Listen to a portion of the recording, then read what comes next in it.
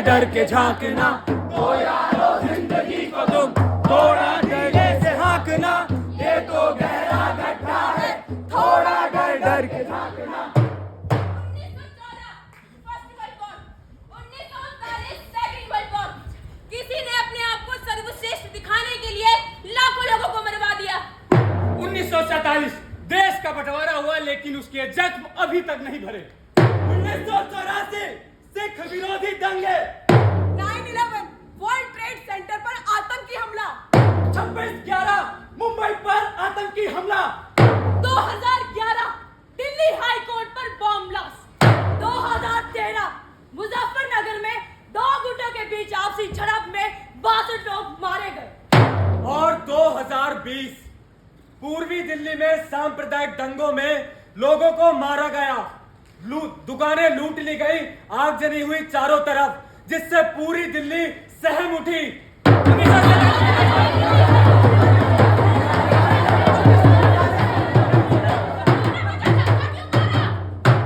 मेरी तरह क्यों नहीं बोलती? ये जगह मेरी है। मेरी तरह क्यों नहीं करता?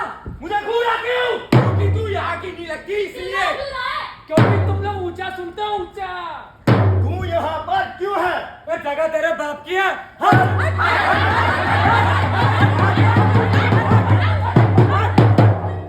मैं यहाँ पर पहले से था, तू अभी आया है क्या?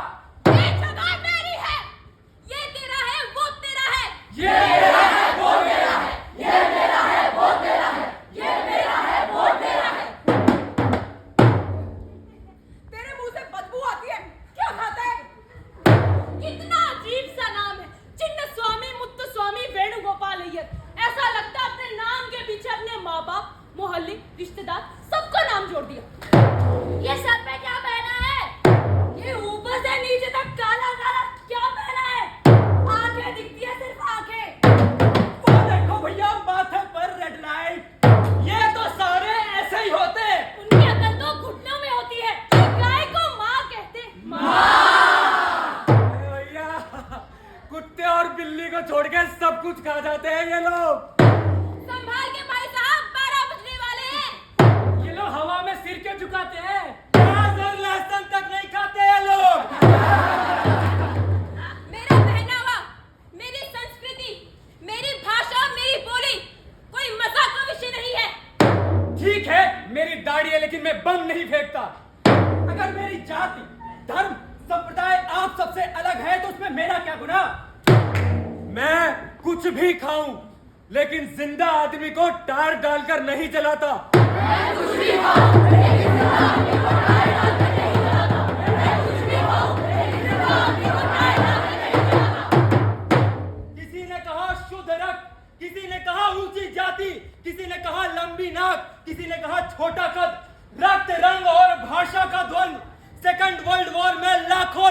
मार दिए गए। उस गैस चैम्बर में हजारों लोगों ने अपना दम तोड़ दिया, सिर्फ इसलिए क्योंकि किसी एक व्यक्ति ने ऐसा चाहा, अपने विश्वास को साबित करना चाहा और उसके लिए सारे लोगों के विश्वासों को कुचल डाला। देश का बंटवारा हुआ, हम रिफ्यूजी हो गए, यहाँ आए और अपने सपनों के साथ अपनी जिंदगी की शुरुआत की। लेकिन एक रात वो मेरे घर में घुस आए, मेरे पति और मेरे भाई को घसीट कर ले गए। बीच सड़क पर उन्हें उन पर पेट्रोल डालकर जिंदा जला दिया। क्या गुनाह था उनका?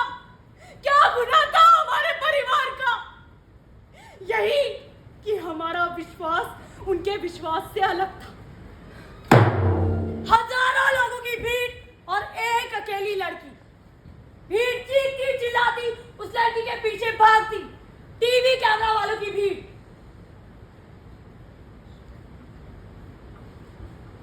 लड़की चीखती, छोड़ दो मुझे, छोड़ दो, मैंने तुम्हारा क्या बिगाड़ा है, क्या कसूर है मेरा?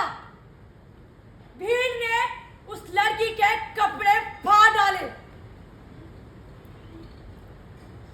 सड़क पर दौड़ती एक नंगी लड़की। लेकिन टीवी चैनल वालों के लिए यह सिर्फ एक हॉट न्यूज। क्या कसूर था उस लड़की का? ये सब उसके साथ क्यों हुआ? सिर्फ इसलिए कि उस लड़की का रंग ढंग पहनावा भाषा बोली उस भीड़ से अलग थी।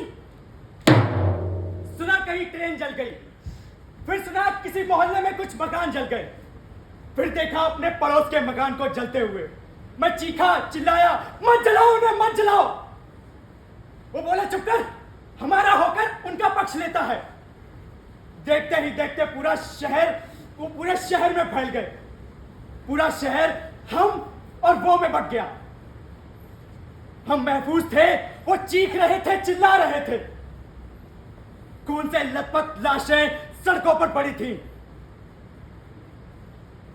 हमारे घर में खुशियां थी, पर उनके घर शमशान बने हुए थे।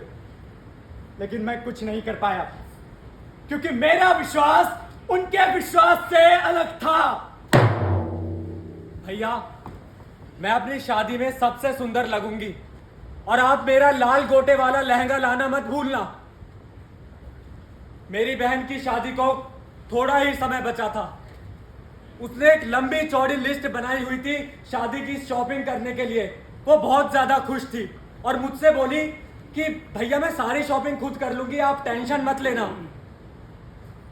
शादी से 2 दिन पहले वो पापा के साथ बाजार गई थी शॉपिंग करने के लिए। उनके जाते ही मैंने टीवी पर देखा, जिस बाजार में वो गए हैं वहां एक भयंकर विस्फोट हुआ। ये सुनते ही मैं उस बाजार की तरफ दौड़ पड़ा, लेकिन वहां पहुंचकर मैंने सिर्फ अपने पापा और बहन की लाशों के चीथड़े ही देखे। क्या बिगाड़ा था उन्होंने किसी का? सिर्फ और सिर्फ इतना कि जिस आदमी ने वहां पर बॉम्ब प्लांट किया था, उसका विश्वास मेरे परिवार के विश्वास से अलग था। हमारा विश्वास था उन पर। उनके आंगन में मैं खेली कूदी पड़ी हुई। एक दिन कहीं कोई पुराना ढांचा गिरा और उसकी गाज हम पर गिर पड़ी। वो 4 लोग थे, हमारे घर में घुस आए, मेरे पापा को मार डाला। मेरी बहन वही खाट के नीचे छुप गई और मैं वही कोने में।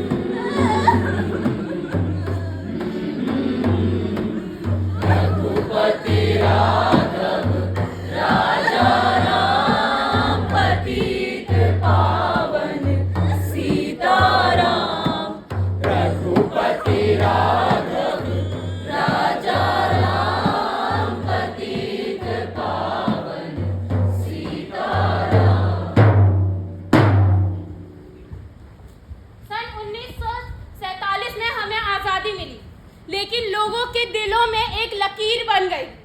हजारों लोग मारे गए, लाखों लोग बेघर हो गए, विश्वास टूटे, उसकी दरार में नफरत भर गई। सारी दुनिया में जाति, धर्म, भेष और भाषा की राजनीति हमारे आपसी विश्वास के सामने चुनौती है। जाति, धर्म, संप्रदाय के नाम पर दंगे, मारकाट, ये सारी हमारे अंदर छुपी हुई नफरत का ही परिणाम तो है। कभी जाति के नाम पर नरसंहार, कभी वंश के नाम पर शादीशुदा जोड़ों को जिंदा जला देना, कभी दलित होने का अपमान, तो कभी धर्म के नाम पर हैवानियत का नंगा नाच।